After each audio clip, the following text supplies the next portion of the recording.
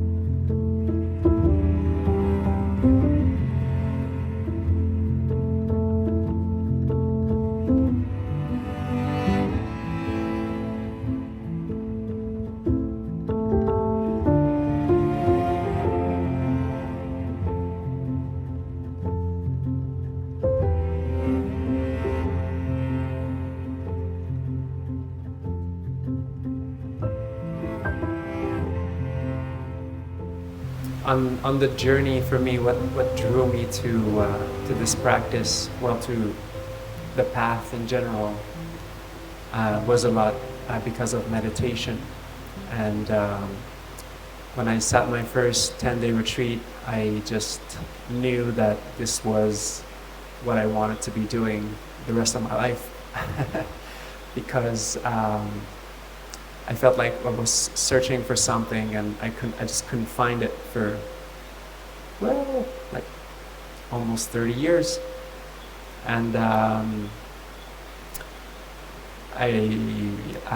encountering meditation was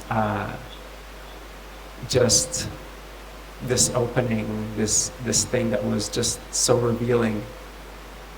And I kind of fell in love with meditation in general, and with this one too. And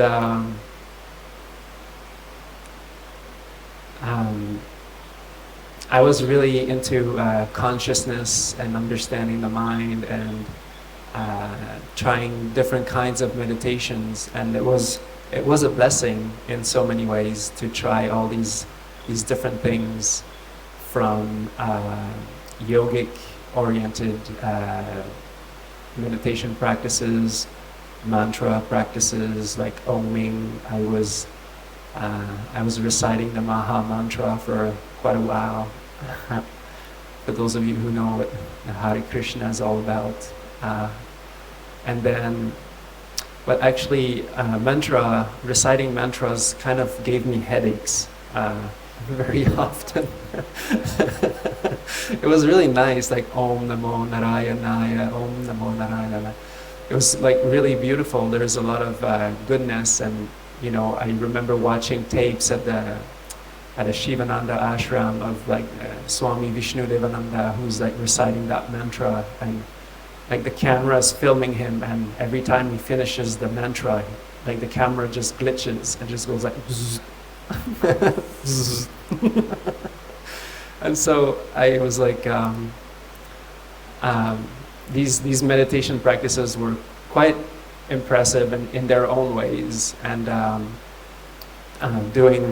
had a lot of interest in Native American like spiritual traditions, and did a lot of sweat lodge ceremonies, and studied with medicine men in Mexico, and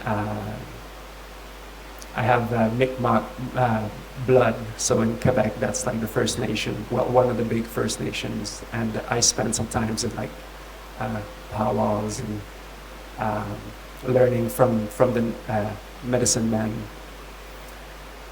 And the sweat lodge ceremonies were actually one of the deepest calming. It was like my introduction to the relaxed step.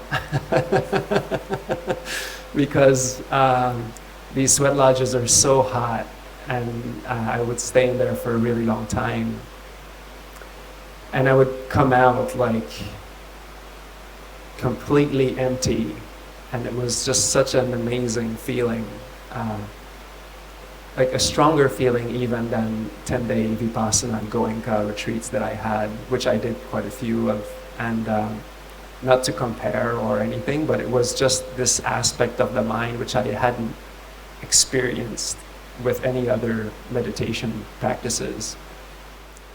And studying, I started being really interested in the suttas, the teachings of the Buddha.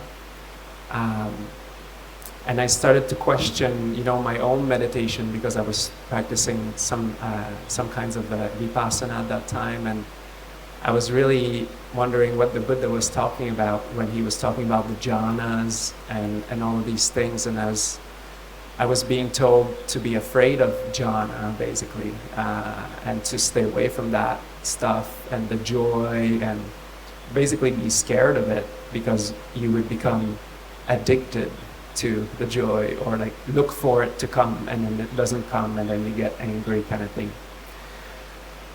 And so it had all these questions. It didn't really make sense, because when I was reading the teachings of the Buddha, the original texts, jhana comes up all the time, and I read about that joy, that piti, that sukha, and I was wondering, well, how does that work? Like, who's experiencing that? Because in my own meditation, I'm going through a lot of pain. And that's pretty much my experience. And I would be told to just sit with it and be equanimous. But then I was reading all of these things that the Buddha was saying in the text, like develop these beautiful states like loving kindness and compassion, and make it boundless to all directions, to all beings, and it seemed to come back over and over again. And so I couldn't quite clue in what was going on here, but I felt like there were quite a few things that I didn't understand. And also, so I started to go towards more samatha, what we call nowadays samatha practices, like absorption jhanas and things like that, and pa'ok style of meditation, for those of you who know what that is. And studied these texts quite a bit, and practiced in that way too. But still, something wasn't really working. At some point in my Vipassana practice, I had so much tension and tightness in my body. It was like somebody was clamping a metal band around my head and just tightening it, and like here also. And I started doing anapanasati, like one-pointedness, and that kind of eased it off a little bit. But then, like about a year later, it came back up, the tightness, the tension. And I felt like it was like I wasn't really letting go, but I didn't know what was going on. And throughout all of these experiences, which actually brought me a lot in the end, and I'm not denying them, actually, I'm very grateful for each and every one of them, because I've learned a lot through them. And it also gave me the baggage that I needed to understand what I'm going to be talking about tonight, which for me was a huge revelation and a big turnaround point in my meditation practice. And this started with encountering my teacher, Bhante Vimalaramsi's teaching. And I encountered it on the internet. It wasn't even, a first face-to-face relationship. I was doing an 8-month solo retreat, and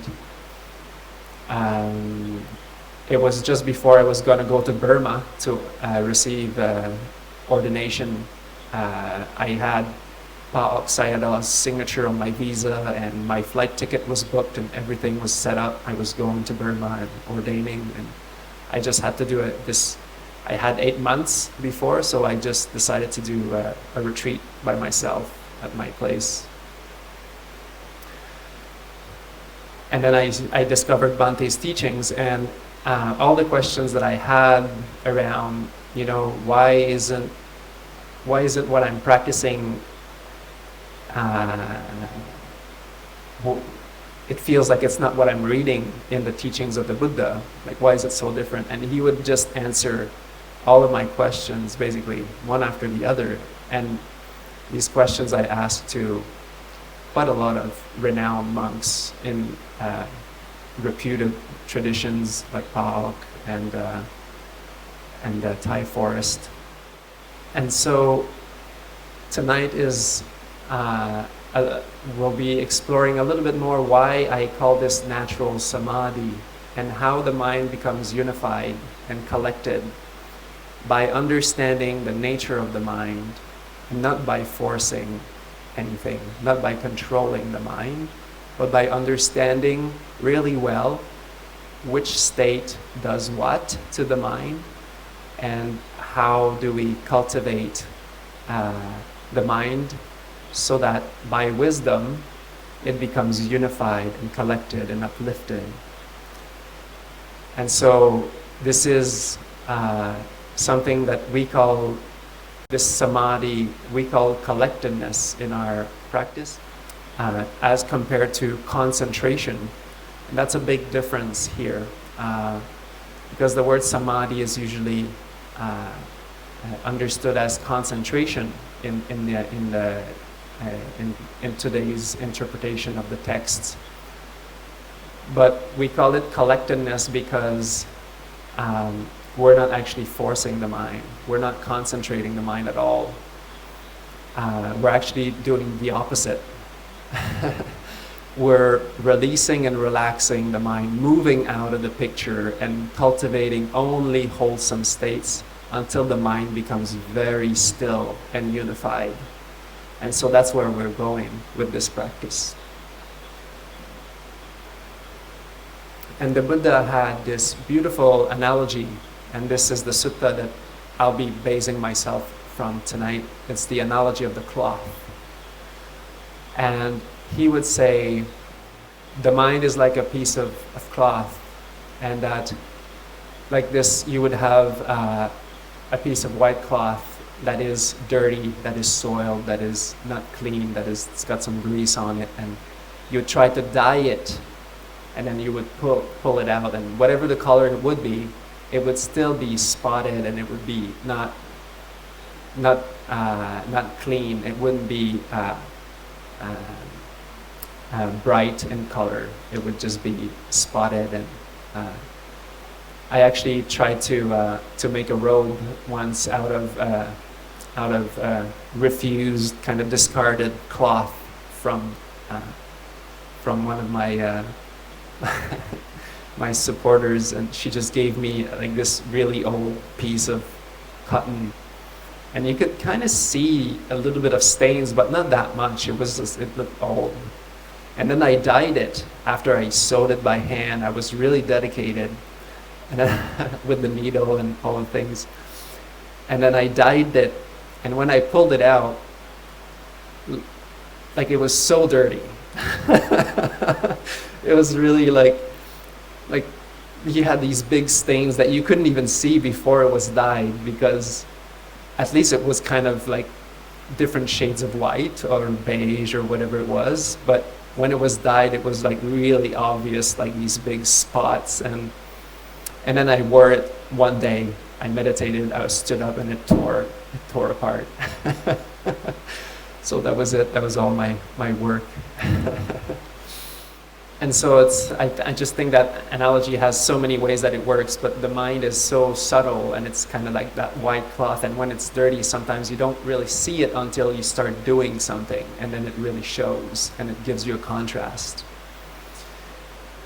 And then he says, just like that piece of cloth that is dirty, when the mind is when the mind is soiled, when the mind is has a lot of impurities, then life becomes difficult. Life, whatever you're going to do, it becomes difficult. It becomes not clean.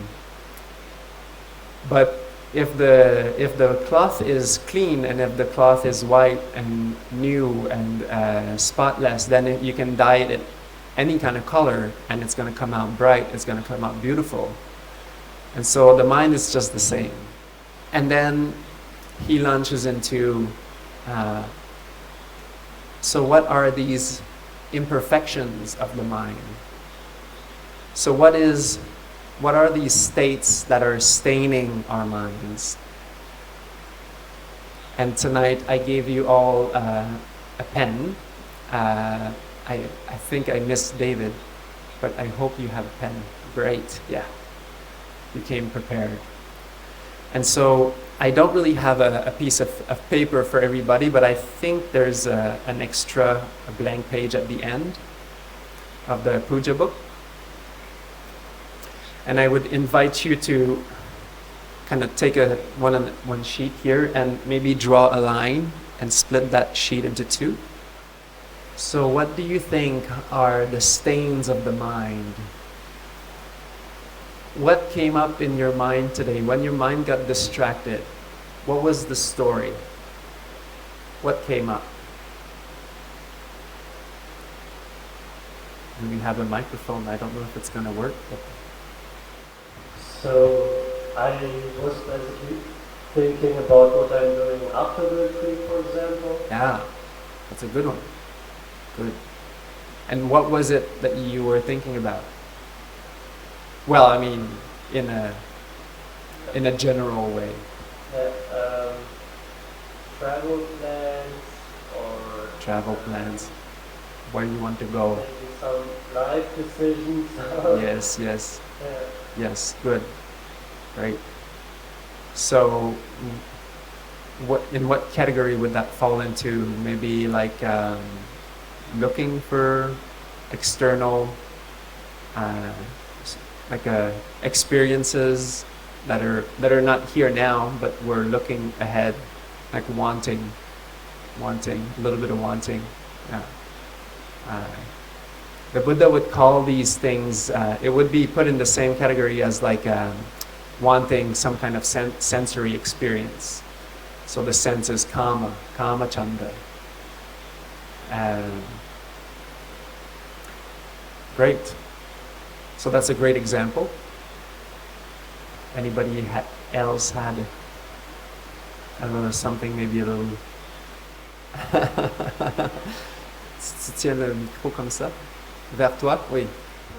I guess I got the same questions keeping in my mind about what I'm gonna do at the end, because I really feel this moment now is really self-forgiveness to the faire.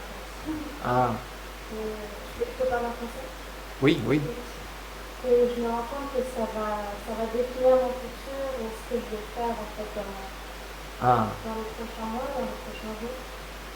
Tu veux dire la retraite? Ouais. Ok. Et du coup, c'est vrai qu'il y avait aussi des questions de, par exemple, d'études, ou des questions professionnelles. Oui. Ça me plaît aussi tellement ce qui est en train de se passer ici. Oui. Ce conflit intérieur de est-ce que je devrais continuer dans cette voie? Oui. Et professionnellement aussi, comment, quelle voie me diriger. Très bien. Et sinon, moi, c'est plus aussi les éléments extérieurs, donc mon corps. Par exemple, des animaux ou des sensations de physique.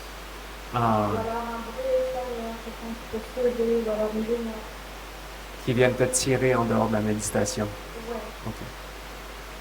Et si peut-être ne pas savoir quand la méditation est terminée. Très bien. So, I'll translate for everybody, I think. There's some questions about, okay, so how is this retreat going to impact my future? Because she thinks that it might change her path forward into choosing a profession, and how it will influence that, and thinking about that, and then some bodily sensations pulling her out of meditation. And so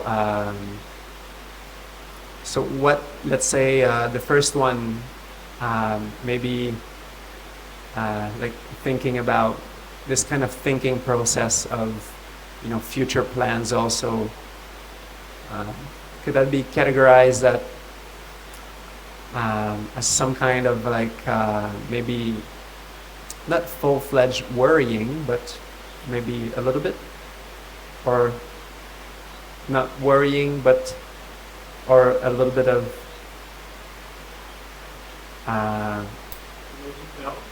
doubt. Yes, very good one. Yes. And so you can write these down on the column on the left. And we'll try to really identify all of these states which we call unwholesome or just unskillful, which just pull us out of the meditation. And then the other side will be, to the right, will be the wholesome states we will later go through. And if you also want to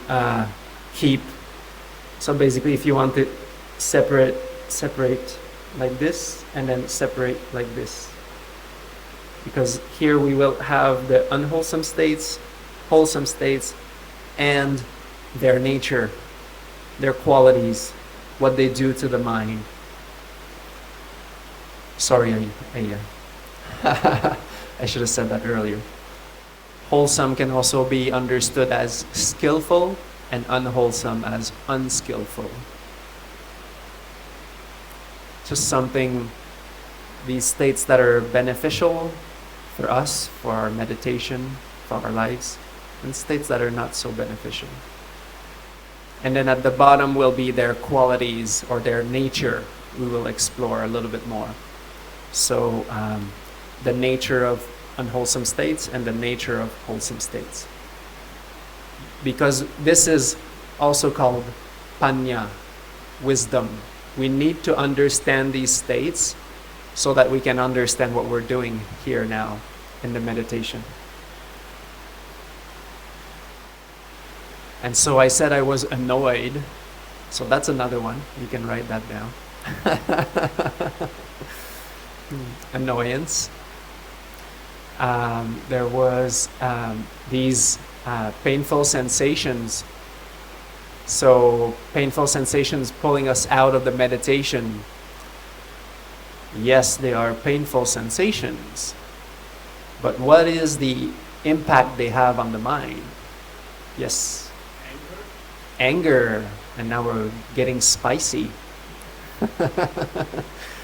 So annoyance, anger, dislike.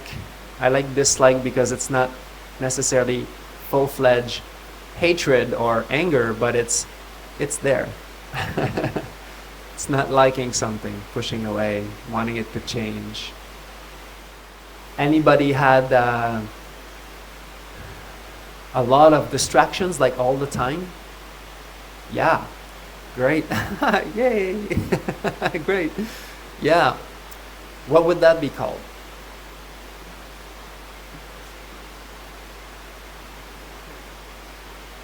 Restlessness. Yeah, that would be a good one. Okay, so let's move along because we have a few things to talk about. And so the Buddha's list is a mere 16 of them, but it changes. Sometimes there's others he's not talking about in this one. He says, what are the stains of the mind? Clinging to selfish desires is a stain of the mind. Impatience is a stain of the mind. Anger is a stain of the mind. Holding grudges, pretension, retaliation, jealousy, selfishness, deceit, dishonesty, obstinacy, arrogance, pride, self-aggrandizement, intoxication, carelessness are all stains of the mind. And really, when we boil them down to a very essential kind of few, there is wanting and not wanting. And with the variations of these two, you get all of these arising. And delusion also, not knowing what mental states are, what is beneficial, what is unbeneficial. Then we have this spectrum that arises. So wanting, pulling, and then disliking, pushing. And if we boil it down to one thing, tanha. That is, there is wanting in both, or discontent. The mind is not content here and now with what is. Because wanting is wanting, and not wanting is also wanting. Because it's wanting that thing not to be. So it's all tanha. So it's all not being content. And so these mental states, these unwholesome mental states, what do you think they do to the mind? Like, how do you feel when you experience these states? For example, well, the most obvious one to start with would be maybe like anger or resentment or dislike. Yes, like this. Would that be like tension? Yes, a closing off.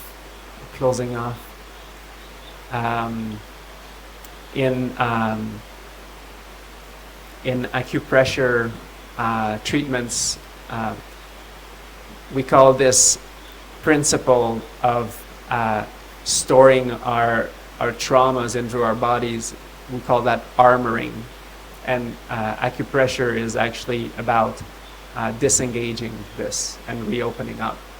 So speaking to some people today on interview, we talked a little bit about that, how that reflects happens when we want to protect ourselves, when our love is hurt, and we're actually armoring it. And this can also take the form of anger. Anger can be a good tightness that comes and holds that back.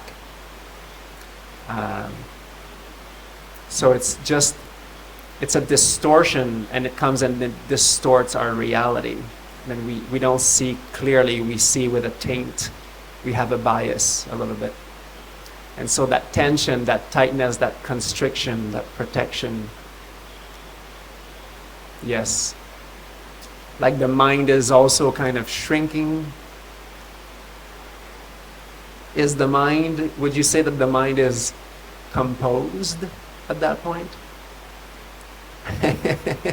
Is somebody angry composed?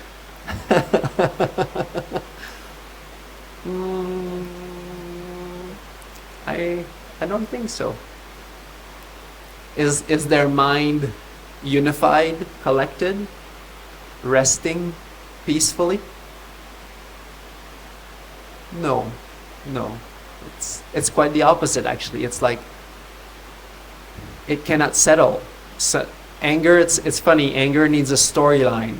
It needs the wood and the fire. If you take the storyline out, there cannot be anger. And the fire, it just burns. It's like plasma. It doesn't have a shape. It's not still. It just burns.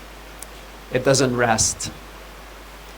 And so the mind is the same. The angry mind is just all over the place. It's scattered. And that wanting, how does wanting feel? Do we feel also that there's a kind of a tension, there's a kind of a pull? And there might be a little bit of excitement that comes out from it. And that excitement, because we're looking forward to the Sri Lankan beaches or something. And looking forward to snorkeling with sea turtles. And then there's a bit of excitement, and it's not that it's not a bad thing, but it's just, I'm just trying to find an example to say that also the mind isn't really settled. So the mind is actually active. It's quite active. It becomes activated. And so the Buddha says, the latching mind does not rejoice. It is not clear. It is unsettled and unliberated. So that's the nature of that state. Because it's kind of contracted. When you're really deep into thinking and latching on to something, you will see that the smile is gone. When the distraction is there, you're thinking about other things, you'll see that the smile is gone and the mind is taking itself very seriously all of a sudden. Then one reflects upon letting go. The mind that lets go rejoices. Now see, that's the opposite. Letting go. That's one of the wholesome states. Now we can start filling the right column. And that would be nekkhamma or viveka in Pali. The mind that lets go rejoices. It is clear, established, and liberated. Because it doesn't depend on things outside anymore, it just stands there. And so it is solid. Moreover, that mind is happy, well developed. There is space. When we let go, there is space for the metta. So it becomes well developed because we are creating that room for wholesome states to grow. It is elevated, emancipated, and completely unshackled from latching on. And so he says pretty much the same thing about all unwholesome states and all wholesome states. And so the other one is anger, for example, and he says the angry mind is not happy, it's not liberated, it's not settled. And then the mind that is not angry, that is loving, that is kind, that is compassionate, that mind is composed, that mind is happy, that mind is uplifted, elevated, well developed, fulfilled. And so this is very important to understand. This is the awakening of the Buddha, in fact, to be honest. There are two teachings that I mainly use to explain this principle, and the other one is a story where the Buddha is explaining his understanding, how we got to awakening, and that's through this understanding the different mental states. And then now comes a little bit more wisdom. And he says, it is when one understands that all of these are unwholesome states that one can let them go. And that's why I'm making you do this exercise, so that it becomes very, very clear that these are unwholesome states. They come and disturb us, they come and shake up our minds. And when we see that, when we see it's not really for our own good, when we get angry at someone, or angry in thoughts or in heart, getting angry is actually not going to change anything. It's not going to change anything for good. It's actually just going to create more problems. Whereas if we were to receive whatever was coming to us, even if it's disgusting, even if it's really unpleasant, with a calm mind, with a straight mind, with a composed mind, and deal with that equanimously, then whatever the outcome will be a lot better than getting angry, because it's just fueling the fire. Yes. I have a question. Yes. And sometimes when you get angry and you notice that you get angry, Yes. but you still choose to get angry, even though you know it's not for your best, and Yes. even though you know you could just let go, but Yes. sometimes you decide not to let go. Why is it like that? Yes. because we have developed this distortion, we think that sometimes anger makes us happy. And this is what we call delusion in the Buddha's teaching. This falls into the category of a distorted perspective, micca ditti, where we start believing that, for example, that's why I take the time to talk about this, is that sometimes we can think like there's some power in anger or something like that. But that power is actually destructive, and it might serve you a little bit, but then it will destroy everything around. And so it is, the Buddha called it the sweet sting with the poison roots. And so it feels good on the spot, but then it just destroys your relationships and destroys your life slowly. And you can actually see it when you really start developing these states. Like people that are angry, they have like a darkness, like a dark cloud around them. It's kind of like sunken, because their perspective is not right. It's tainted, and it's clouded over by that anger. They're not seeing what things are. And it's the same for people that develop beautiful states. You can see they become bright, actually. I would sit on meditation interviews with Bhante at his center in the States, and usually it takes about 4 days for this meditation to really engage, to really kick in, and for people to really start floating on the metta very well. And we would just people would come, and we could just tell that they understood the meditation. We didn't have to say anything. Just like coming in and like, there you are. How's it going? And they're just like beaming. Their eyes are just completely disengaged from this world. They're just fully just basking in that love, and that joy is just welling up from within, and it's just pouring out, and it's bright. But yes, so I'm familiar with that too. I also thought that anger would give me some power. Like I did some manual jobs, and I was planting trees, and some people listen to like really intense music while planting, because they're like, wow, it's like I can do this like so much faster and all this. But actually, in the end, you're burning your body, you're burning your metabolism, and it's constricting all your organs. It's really unhealthy at the same time. So one of the it's so cliche, but not cliche, but kind of tacky, I guess. There's this movie with Will Smith, and I can't remember the name. I can't remember what it is. Huh? Angkor? I can't hear you. Where he's like, they're on like a different planet. It's like a long time, because I can't watch movies anymore, so I can't. It's been a while. I just can't remember the name. Yeah, maybe.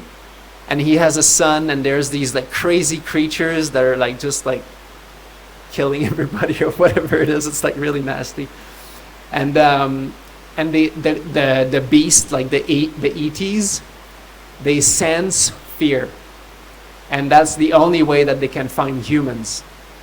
And if someone like these people are trained to actually shut the fear down, and that way they can't actually see them. So and then at one time he says, there's a line, he says, like, it's like this really like tacky American line, but he says, son, the danger is real, but fear is not. And it's the same thing. It really explains that principle really well. These unwholesome states, They're not real. They're created. They're not giving us the true light of reality. It's distorting our perceptions. The danger is real. There is danger. There is, these people that are going to hurt you. That is real. Pain is real, like physical pain. But your reaction to that is your choice. And so when, and this is a beautiful part of this sutta, when we see these states as unwholesome states, nothing more, it's not you, it's not personal, it's a distortion, it's a stain of the mind. It's not you. You're not angry, it's just a distortion. You're just not seeing it properly, and you're taking it personal. And when we start to see that with clarity more and more and more, with all of these distractions that arise, you're not thinking about the beach, it's just the mind is a bit restless. And you're not worrying about your mom. Worry is worry. It's just worry. You can let that go. Your mom is going to still be the same. And you can take better care of her, actually, without the worry, with compassion. And so the Buddha says, when we see all of these states, we can let them go. And when we let them go, this is when we start to understand what the Buddha was teaching. And then a lot of faith arises. So it's not about, blind faith and whatever I'm saying. It's about trusting and experiencing that teaching for yourself. The lines of the Dhamma, Sandittiko, Akaliko, Ehipassito, Opanaiko, Pachattang Veditabbo Vinyuhiti. So it is visible here and now. It is immediately effective. There's anger, there's tension, you let it go, it disappears, there's relief here, there and then. And it is experienceable for yourself by the wise who are actually practicing. And then at that time, when one realizes that I have given up, left behind, released and relaxed, and broke free from all of these unwholesome states, then one knows and experiences the meaning. It's not about theoretical knowledge, it's not about memorizing anything, it's not about blind belief and what the Buddha said. It's about you, it's about your experience. Then one knows and experiences the meaning, one knows and experiences the Dhamma. This is what you're experiencing, this is how it works. Dhamma means that's how it works. That's how the mind works. This is Dhamma. Dhamma means the way things work. Knows and experiences the natural gladness of Dhamma. Because there is a natural gladness that comes from this, that comes from the Dhamma.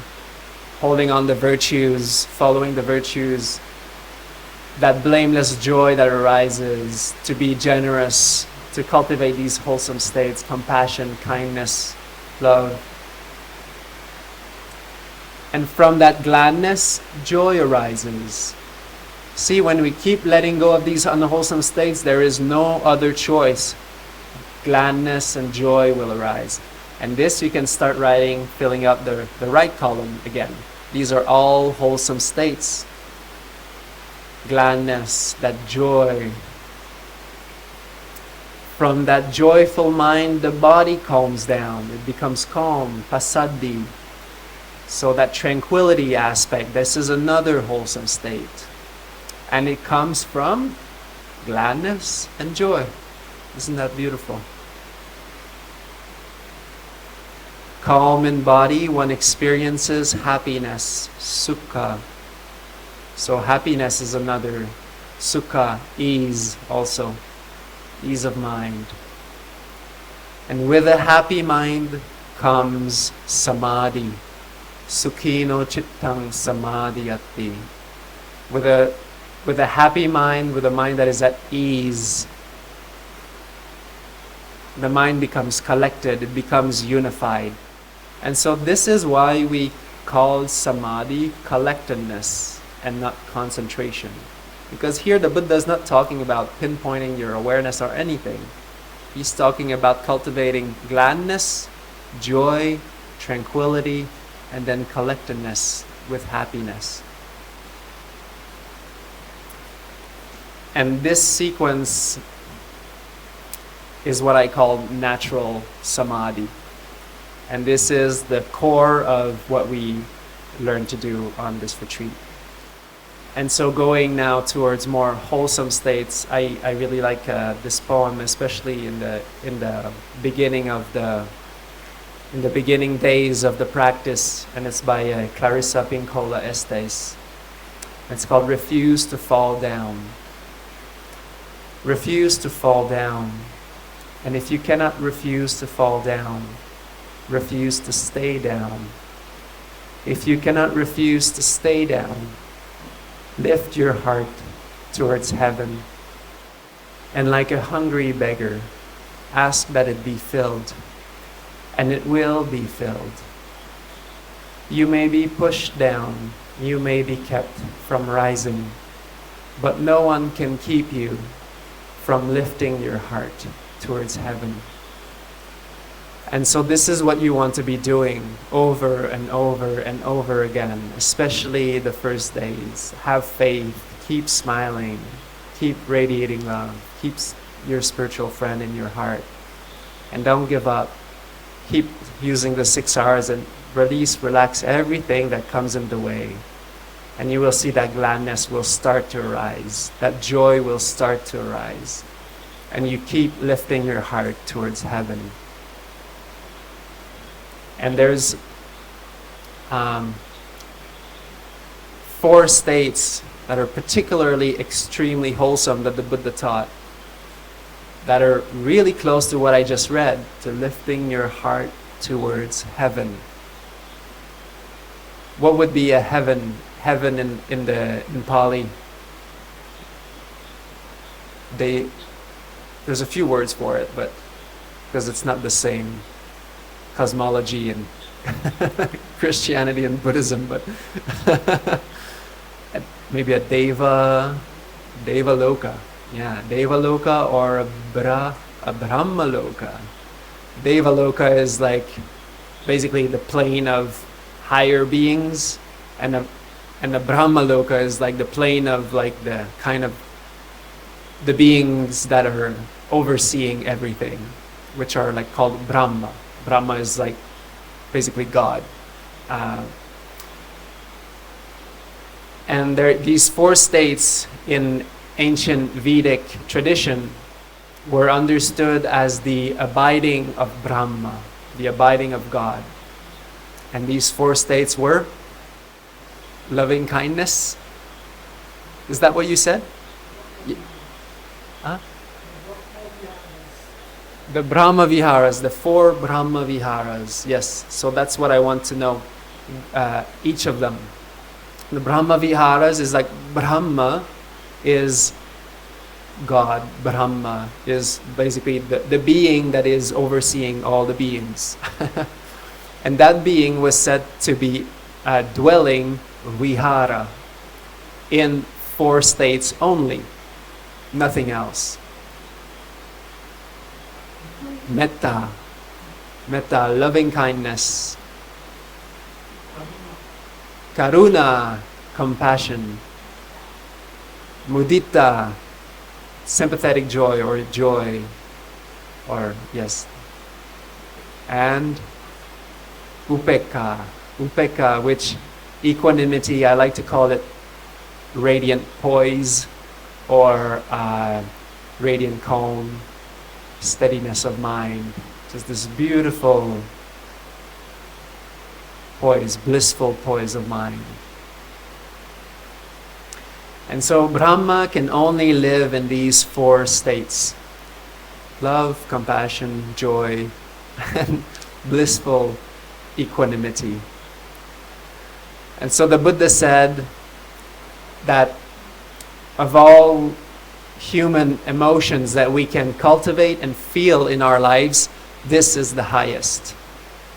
This is the highest These are the highest human emotions that we can experience, that are so extremely wholesome that they surpass pretty much everything else that you could do as far as merits, earning merits in this lifetime. There are other things like the Satipatthanas, for example, and Nibbana, but these are not really emotions. These are just actually right perspectives on things. But these emotions, when we cultivate them, they feed the right understanding. They feed the Satipatthanas, and slowly, the four foundations of awareness or mindfulness will grow and grow and grow.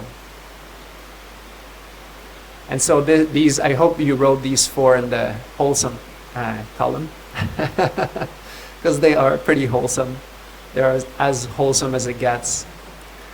And this is what we do on this retreat. This is only what we do.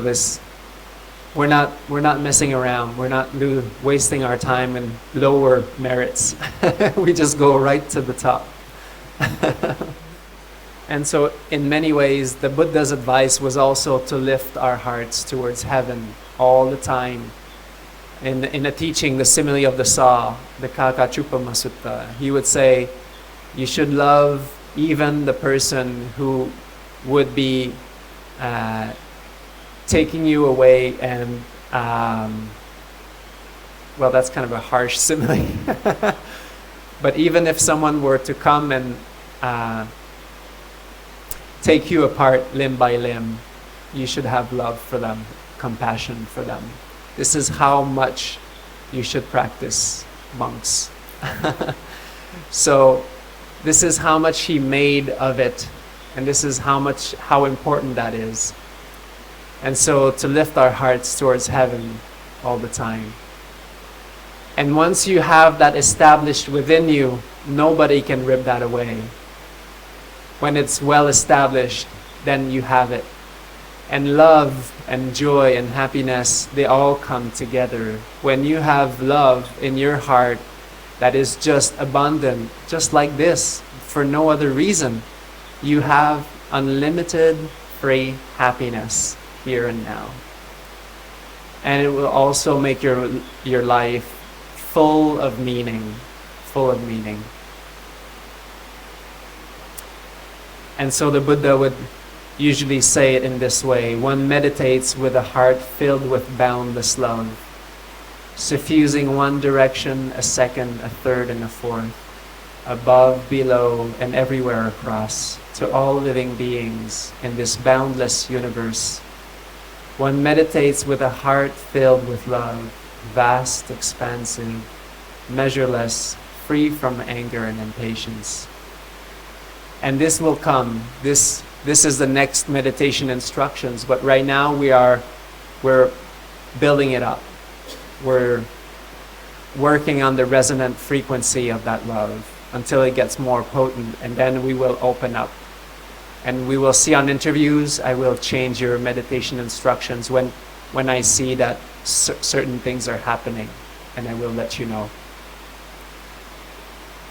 One meditates with a heart filled with boundless compassion. And see, again, this is his advice, and he goes through the same thing, to all direction, for all living beings, everywhere, across, all the time. And for those of you who are practicing forgiveness, this is what that is, that compassion. You're developing that understanding.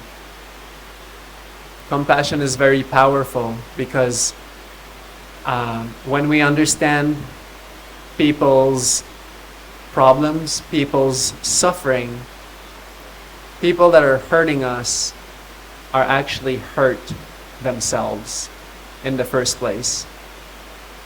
And so when we start to understand it like that, it's easier for us to let it go, and we have that natural compassion that arises.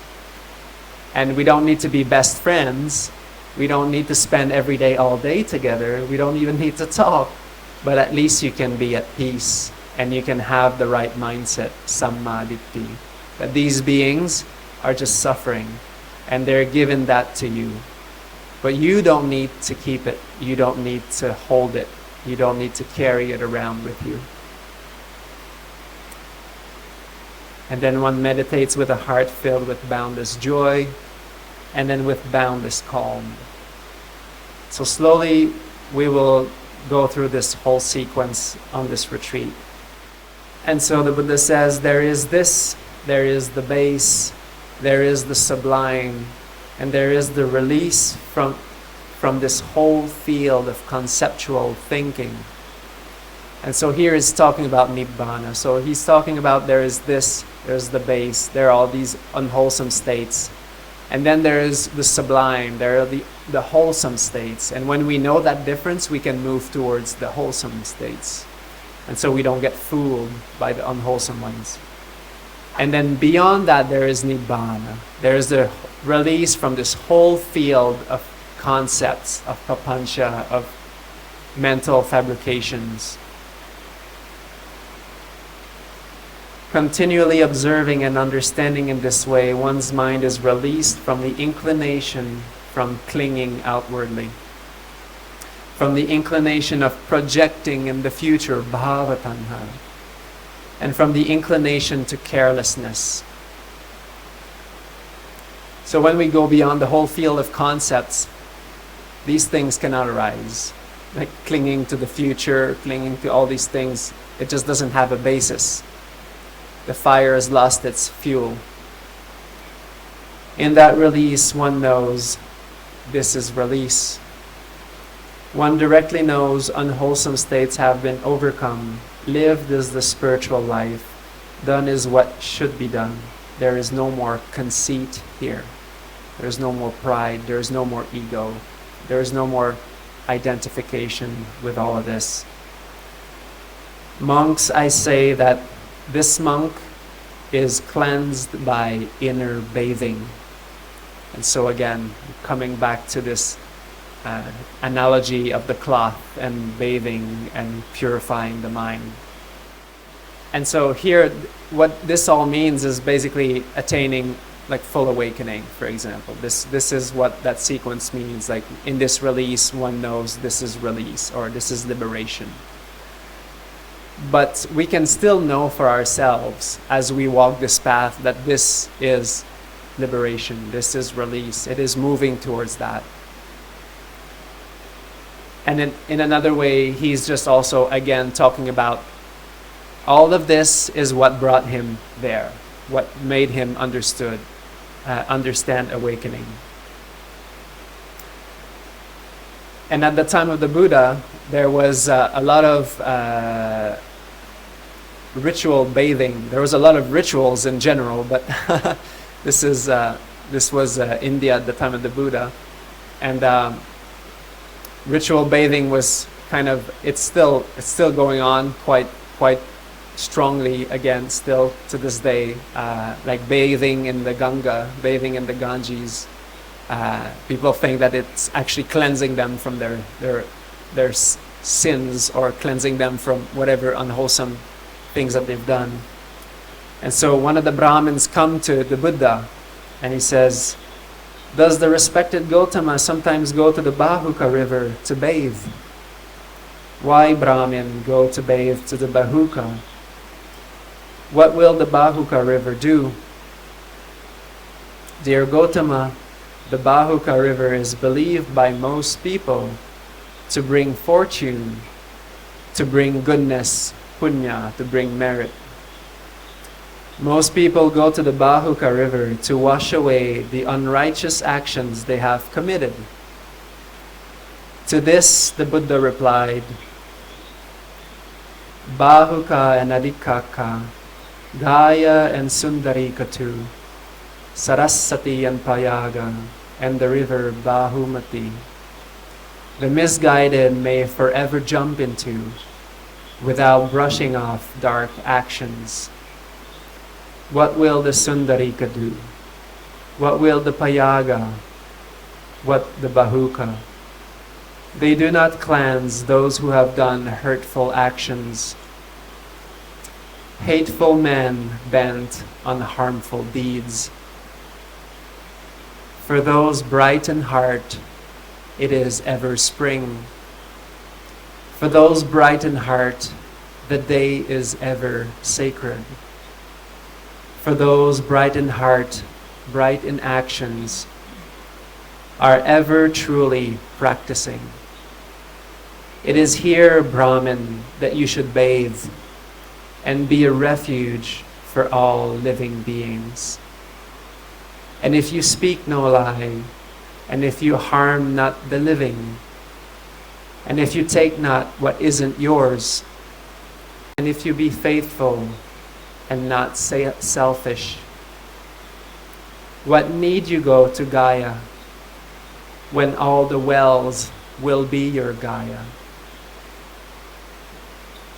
When this was said, the Brahmin said, "Excellent, dear Gautama, excellent." Just as if what had fallen over been set up right, or as what had been hidden was uncovered, or as if the way was shown to someone who was lost, or as if a light was shown in the darkness, thinking, "Let those with vision see." In the same way, Bhante, the awakened one has brought forth and elucidated his Dhamma in countless ways. I go to the awakened one as a refuge to the Dhamma and the Vipassanā. And after this talk about the Buddha's awakening, how it was about understanding this relationship of the nature of unwholesome states, the nature of wholesome states, and how to let go of the unwholesome states and their qualities and bring up the wholesome ones, lifting our hearts towards heaven continuously, leads to the awakening of the Buddha. And hearing that discourse a few weeks later, that Brahmin became fully awake.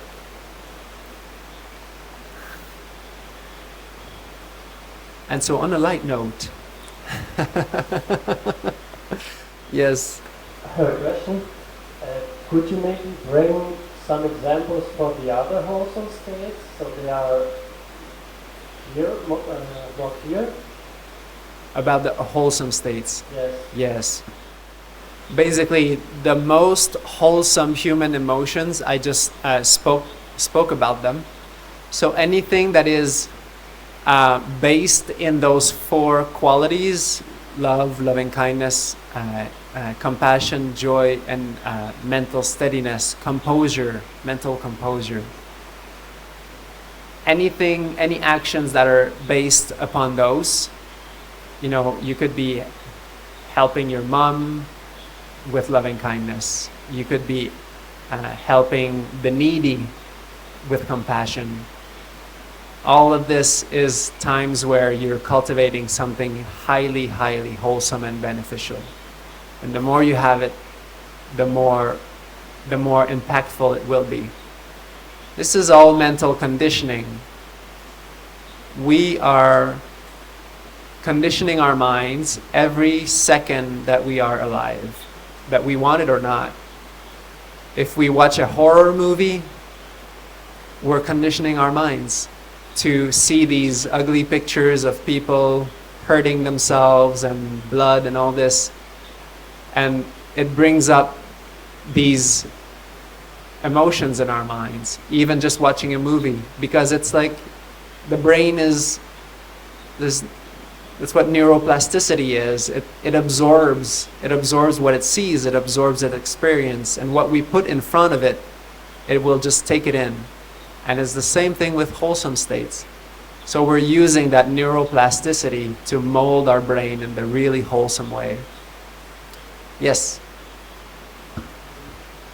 Yes, but are there some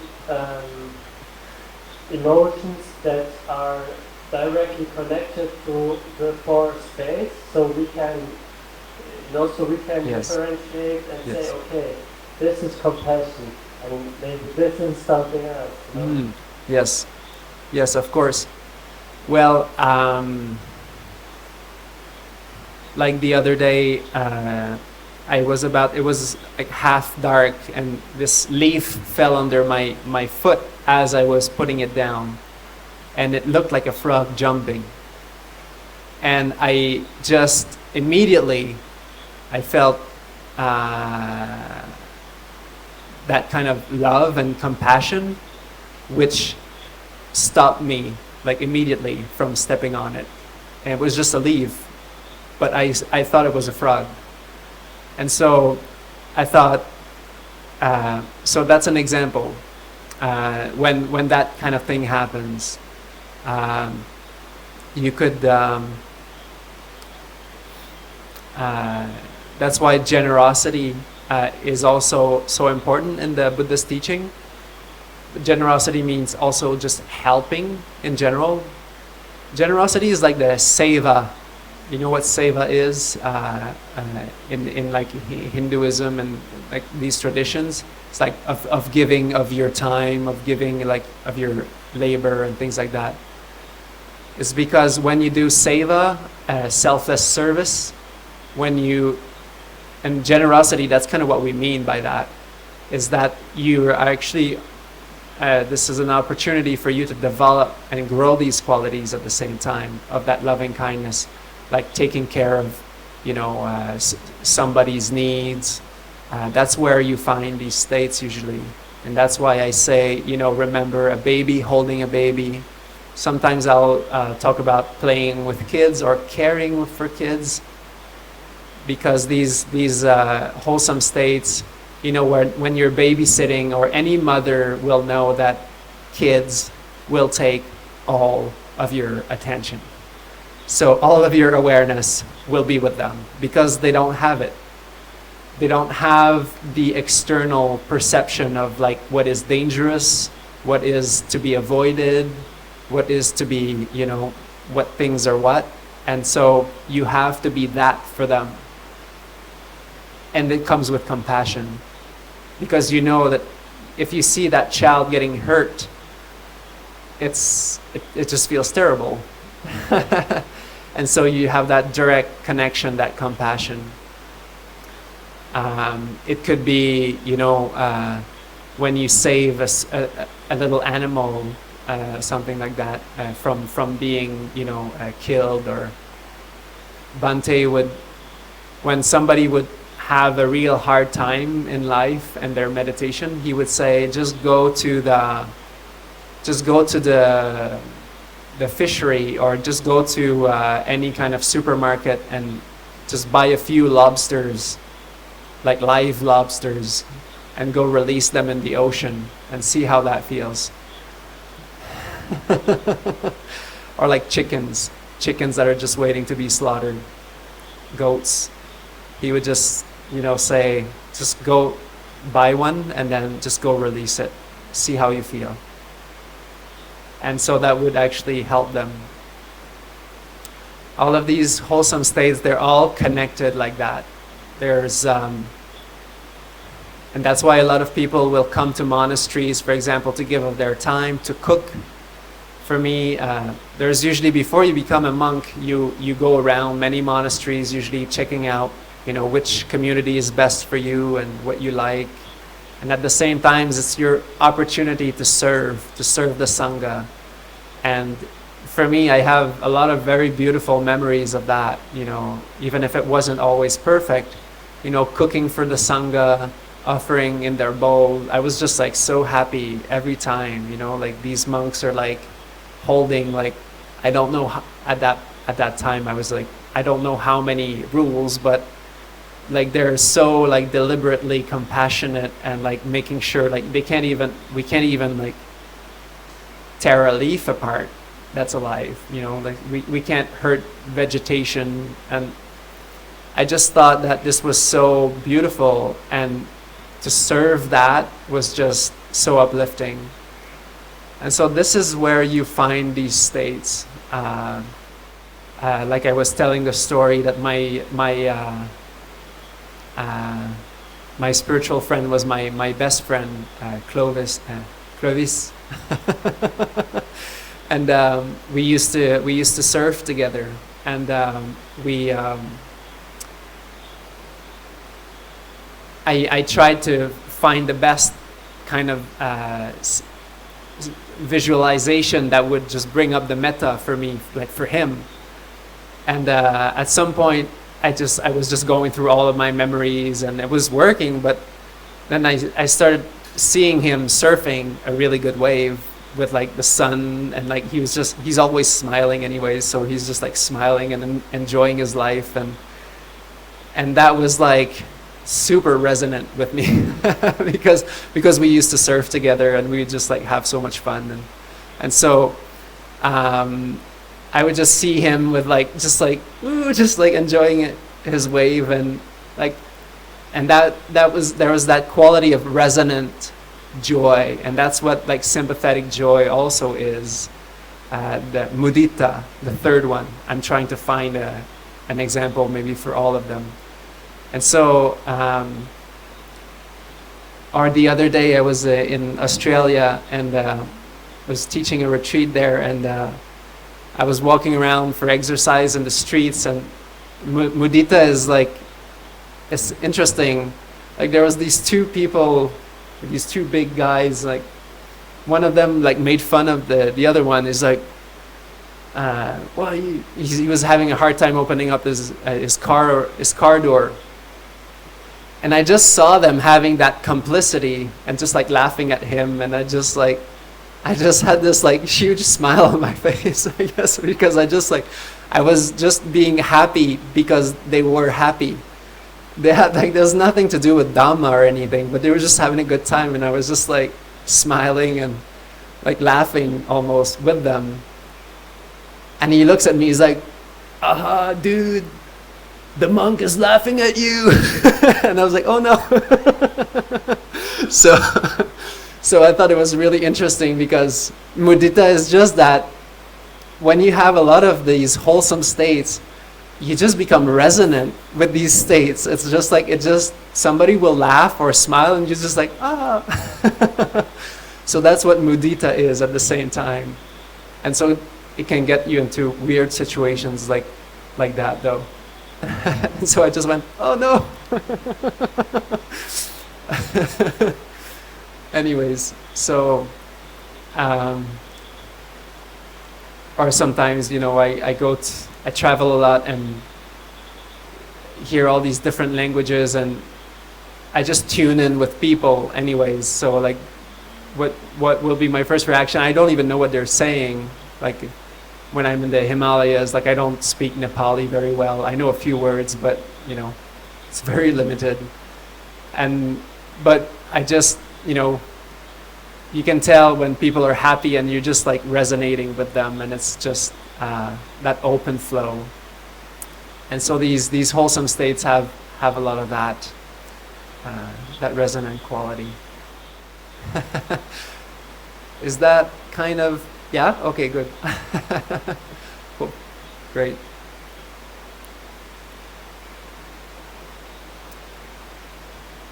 Was there any other questions? Yes, Bhante. In the Dhamma talk, you mentioned that sequence to natural Samādhi, starting with letting go, and then gladness, joy, calm or tranquility, passaddhi, then happiness, and that leads to collectedness, right? Yes. So in this sequence, there is no mention of cultivating metta or anything. So if you just do letting go, then just release, relax, those two steps. Yes. There is no mention of what you said? Metta. Yes. In this sequence. Yes. So if I just keep on doing, really relaxing and smiling, it will Yes. according to this sequence, it should lead Yes. to happiness, and might be to lead to automatically metta also. And Yeah, you could just do it like that. just to really relax and Yeah. just keep on relaxing and smiling. Yeah. But metta will just give you a bonus boost. Metta will actually, in fact, he says that when all of these unwholesome states are given up, are let go of, he's not really elaborating. See, he's not talking about feeling the whole body, relaxing the sankharas in the body. He's not talking about that, because that's just too much information for the Brahmin at that point. The Buddha doesn't always give full meditation instructions in his teachings, but he is giving kind of an overview. And one of the ways to abandon these states is also by cultivating the Brahmaviharas, right? The metta is the antidote for anger. Then compassion is the antidote for jealousy, or and then joy or sympathetic joy is the antidote to jealousy. I mean, these states are the antidote of everything, but in other teachings, the Buddha is explaining that also. So one of the ways to let them go is to develop these states. You know, in right effort, samavayamo, you have 4 steps. And the first 2 deal with unwholesome states, and the last 2 deal with wholesome states. So first one is to prevent unwholesome states from arising, which is like the virtues and like sense mastery, and then to abandon, to release and relax any unwholesome states that arise, that are already there, and then to bring up and generate wholesome states. So it's not just about letting go, it's also to generate these wholesome states. He even says to develop the desire for generating these wholesome states. Chandang janati. Chandang janati is like to arouse that desire for bringing up wholesome states. Viryang arabati, chittang paganhati, padahati. And then the last one is to stabilize them, to bring them to fruition, to make them mature, not just arouse them, but make them steady, make them continuous. So this is what we're doing. Because in the morning meditation instruction, you are saying something like, don't forcefully try to bring up metta. If I remember correctly, let the metta come. Yes. Don't forcefully try. Yes. That I found somewhat like resonating. Yes. Because sometimes we release, relax and re-smile. Then return step is there, right? Means come back to metta. Sometimes that is kind of like a forceful or something like that. Yes. It's like a disturbing or something like that. I'm not sure Yes. how to tell it. That morning meditation instruction was like resonating. Yes. Just stay, first relax yourself and just stay. Yes. Calm. Yes. Can I explain more about that? Yes. That's the wise way. So basically, the only thing that's impeding you from experiencing a beautiful, vast, open, bright, loving kindness that is very steady, very open, unwavering, is just unwholesome states. There's just not enough space for the loving kindness to be fully resonant. And that's it. So when we let go and relax, we're actually making that room. So that's why it's relaxing is much more important. It's like the most important step, because if you try to push the metta, you're not going to be able to do that for very long. And if you do, it doesn't actually lead to the same thing that the Buddha is talking about. It's one of these kind of like kundalini practices where you run a lot of energy in your energy system, and you can have a lot of energy through your chakras, but that's not what the Buddha taught.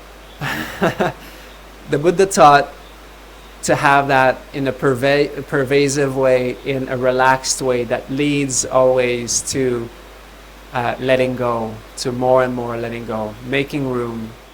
And so there's these 4 qualities that he often taught from. He says, Viveka nisitang, Virāga nisitang, Nirodha nisitang, Vossagga parinaming. So whatever you're doing, that it is based on letting go, Viveka, that it is based on Virāga, calming down.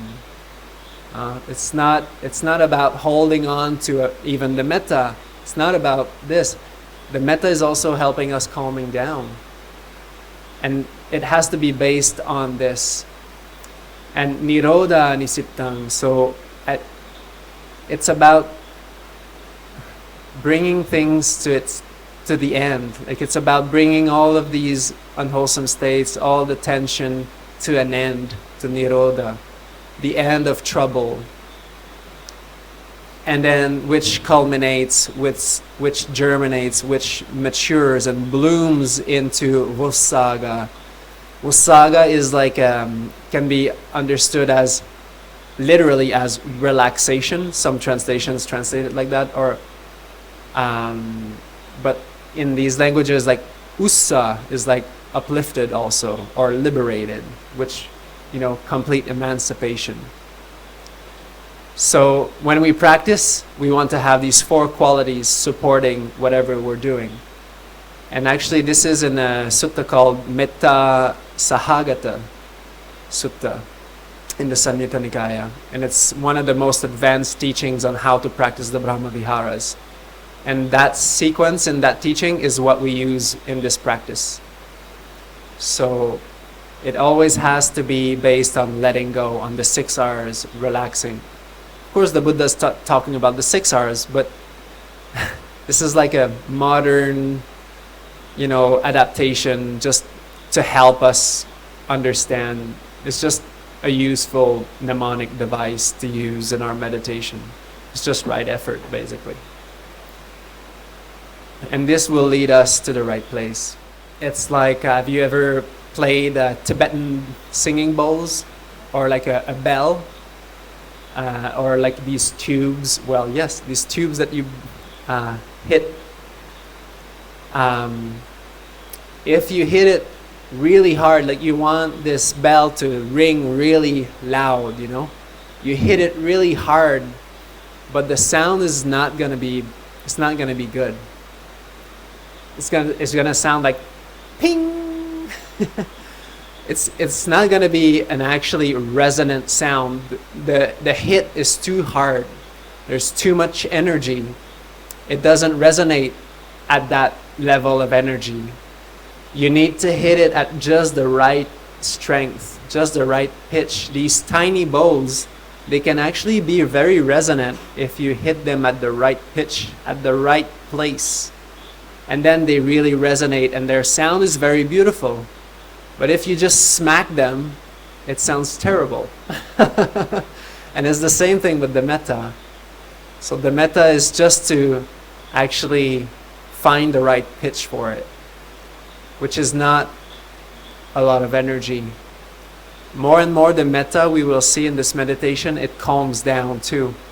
At the beginning it is stronger with the recollections, the spiritual friend, and at some point it just calms down. The thinking moves away and it just becomes very easy to sustain because it doesn't require a whole lot of energy, but it is a lot more resonant. It is much more expanded. So yes, we. I have a question about this case. Like what you say about this moment of releasing. About? This moment of releasing. When you release everything. Yes. The metta. Yes. It's still like, what do you say? Every time there will be a distraction coming up in the mind and you let it go, you release it, you relax, then it opens up and it makes more room, and the metta kind of takes that place. And so, and all of these distractions, they are like agitation in the mind also. At the very root of them, it's restlessness. The mind isn't still, it's not content. And so when they come up, they're agitation, and when they go, they leave a sense of more calm. And the more we do it, the more calm there is going to be, and the metta kind of drops into it.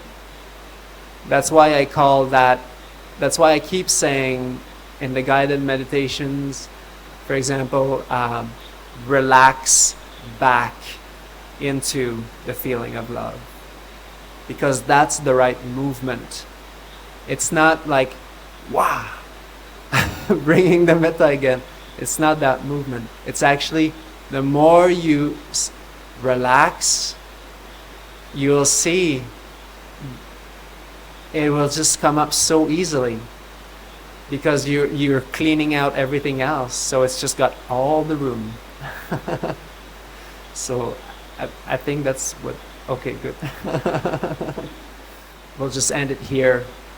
And then maybe do a little bit more meditation, and then have some good rest tonight, and hopefully tomorrow good energy to meditate.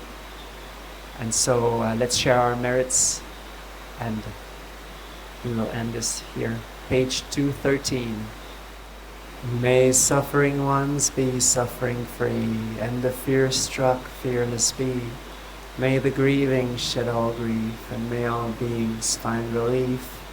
May all beings share these merits that we have thus acquired for the acquisition of all kinds of happiness.